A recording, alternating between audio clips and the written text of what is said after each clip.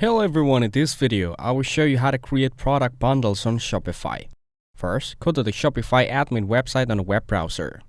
Make sure to log into your account. In the left panel, click the Add Apps tab. Now, click the Shopify App Store option at the bottom. Here, search for Shopify Bundles in the search bar to find the app. Next, select the Shopify Bundles app from the given apps options.